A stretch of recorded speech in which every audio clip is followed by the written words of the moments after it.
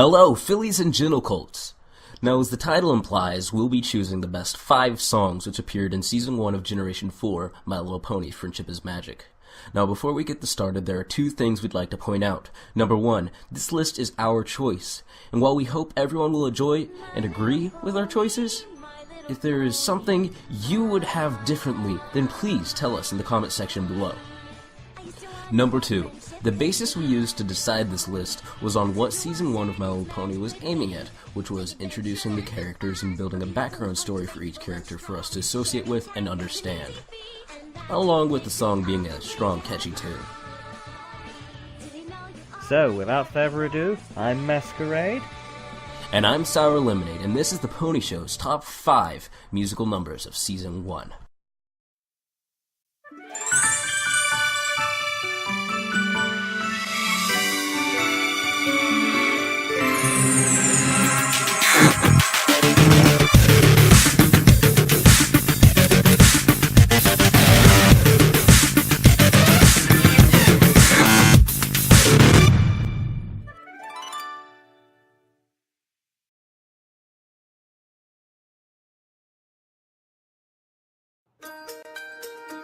Number 5, Art of the Dress.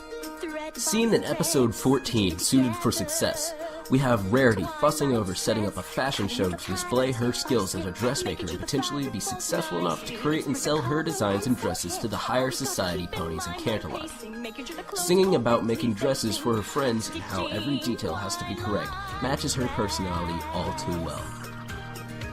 Now, as the song progresses, we see that when her friends are disappointed in her original designs and ask for more personal, more customized dresses, Rarity is in over her head, her generosity getting the better of her. This ultimately pushes the episode forward and makes the lesson learned at the end of the episode one we can all share. On a whole, Art of the Dress has a catchy and light beat which is easy to follow and listen to, not to mention the ever-popular phrase, "It needs to be about 20% cooler," Rainbow Dash utters in the second half of the song. The song creates a feel of Rarity talking to herself instead of just singing, and that's why it takes the 5th spot on our list. even if you simply have to budget. Make sure that it stays within our budget. Got to overcome intimidation. Remember, it's all in the presentation.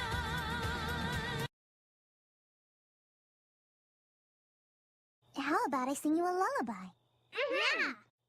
Number 4, Hush Now, Quiet Now. As seen in episode 17, Stairmaster, we begin to see into the personality of little old Sweetie Belle, who is one of the Cutie Mark Crusaders, and with her fellow Crusaders, Applebloom and Squirreloo, who are all staying over Fluttershy's college for a sleepover. The song starts off with Fluttershy singing the song in her calming lullaby-like voice, which has immediate effect in putting our fillies into a state of falling asleep. Until, of course, Sweetie Belle makes it known that she knows the song too.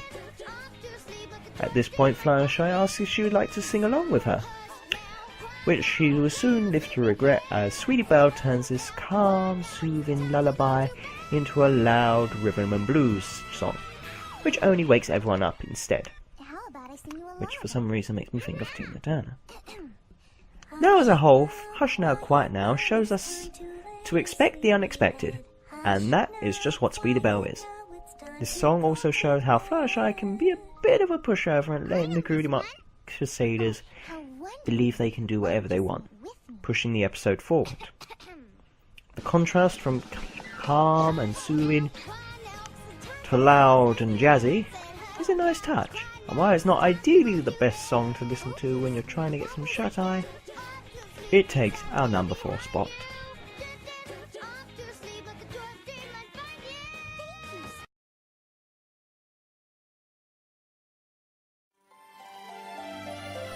Number 3, So Many Wonders. In episode 23, Cutie Mark Chronicles, we find out the origins of each of the main 6 ponies, how they found and got their cutie marks, which ironically all link together in a convenient manner. The song So Many Wonders is sung by none other than Little Fluttershy, who really starts to build her background from this point onward as we see her amazement and happiness to this magical sight of woodland creatures and nature from an Earth pony's view. The obvious interesting fact is that she, being a Pegasus, would not have seen or known of these wonders up in Cloudsdale due to being too high for any woodland creature to reach with the exception to birds. It gives us an understanding that just because you may be born with one thing doesn't mean your destiny lies within the same category as everyone else, as it seems most Pegasi who have been given names in this series are given abilities and skills regarding their flight, besides the one with the bubbles. This shows that maybe Fluttershy may have never found her talent if she'd never left Cloudsdale, or, as a more interesting thought, she could have been better off as an Earth Pony and would have seen this at a much younger age, as she is portrayed as the oldest of the main six in this time if we're going by her structure. This song really brings out Fluttershy's character, and it is such a pleasant song to hear on those calm days where you just want to relax and reflect on life and nature. So Many Wonders takes our number 3 spot. Yes, I love everything.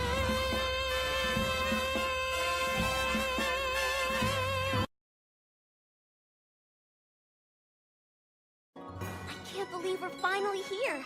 With all that we've imagined, the reality of this night is sure to make this the best night ever! Number 2. At the Gala. Seen in the season finale of Season 1, The Best Night Ever, we are introduced to a climactic episode which the season has been building up from since Episode 2, when Twilight received tickets to go to the gala and she could bring her friends along. No, that wasn't exactly how it happened back then. Each pony has their own ideas on how the gala will be like, and how they envision it to match their dreams. In this song, we see each pony's personality glow with full flair, as Fluttershy makes it clear she wishes to spend the night with the animals of Canterlot. Applejack wishes to sell her family trademark goods and bring money in for the family. Whereas Rarity wishes to find the prince of her dreams. And Rainbow Dash wishes to spend time with her idols, the Wonderbolts. Pinkie wants it to be a pie to rival even her own. And finally, Twilight wants to spend the night with her mentor, Princess Celestia. Though this song made second place, it just wasn't enough to make our number 1 spot. As a whole, the song itself only tells part of the story of the episode, and it was later on contradicted by Pony Pokey, which was sung by Pinkie Pie, and shows that no one had the time they were originally dreaming of having. It also matched up with how it felt as a season finale. Rather anticlimactic. And that doesn't really do it any favours. The song is catchy, and it flows well with each character, and it does give the final push to the climax, but our pony friends found out the hype was not all it was made out to be. With its 20-person choir, At the Gala takes our number 2 spot. But the one thing it was missing was a pony named Pinkie. For I am the best at parties, all the ponies will agree. Ponies playing, ponies dancing with me at the Grand Gala. Now, it's number 1. Winter Wrap-Up. 3 months of winter coolness and awesome holidays. We've kept our hoopsies warm at home, time off from work to play. But the food we've stored is running out. Now what needs to be said about Winter Wrap-Up exactly? Seen in episode 11 under the same name, Winter Wrap-Up, it matches perfectly to what Season 1 was working on doing, and that was developing Twilight's character and finding her place in Ponyville amongst her friends. The key factor being that every pony has a role to do to bring together the end of the winter season, and it's teamwork which makes this happen. Plus the no magic rule really shows Twilight as a character being restricted from using her one strongest talent, feeling helpless and trying to feel like part of the community. Still being new to everyone, and not being given an actual role in town, she sees what her friends take care of, and sees whether or not she's able to join them. It's a song which develops as it goes along and shows Twilight develop as well over the duration. Similar to how Rarity's character developed in Art of the Dress. This song being the first in the series to have the whole cast sing a song together, showing that every pony in Ponyville working together on this, and that it's a tradition they keep going each year, really made this song in this episode stand out. Like the song, there's so much to do, and with so little time to get it done, there's no time to rest. Once all is said and done, the song leaves Twilight on a cliffhanger to try and find her place, and she begins to do so in a similar manner as she did in episode 1. This time, knowing she has to do this, not because Celestia told her to do so, but to do it for her own reasons. That shows great development from the first episode to this episode, which is only halfway through the season. The melody follows that of the My Little Pony fashion of being easy to follow and light on the ears, what makes it very enjoyable. But it also takes it a step further by giving us the entire cast of Ponyville being introduced in a unique manner, without really needing to name each pony one by one, but as a community.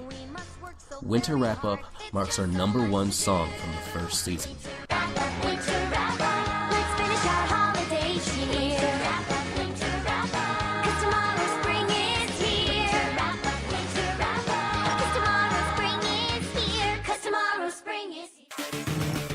Great job, Daniel Ingram, taking all the top 5 spots like that.